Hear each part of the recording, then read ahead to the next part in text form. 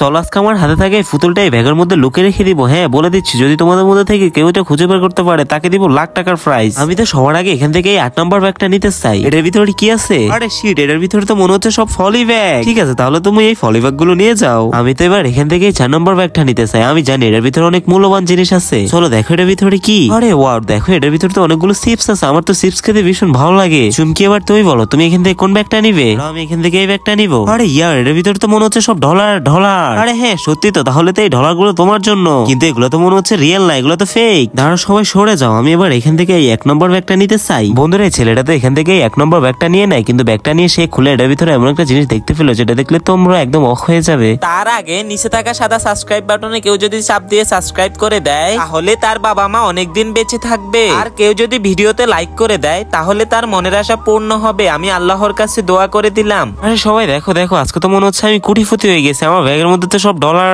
Dollar. আরে হ্যাঁ সত্যি তো, আজকে তোমার কপাল খুলে গিয়েছে। আমার তো মনে হচ্ছে এই 2 নম্বর ব্যাগটার মধ্যে কিছু একটা আছে। চলো তাহলে খুলে দেখো এটার মধ্যে কি আছে। এটার মধ্যে তো শুধু বেলুন আর বেলুন। আরে দেখো তো এটা কি, এটা তো মনে হচ্ছে পুতুল। আরে হ্যাঁ, তুমি তো পুতুলটা খুঁজে পেয়ে গিয়েছো, আজকে তোমার কপাল খুলে গিয়েছে।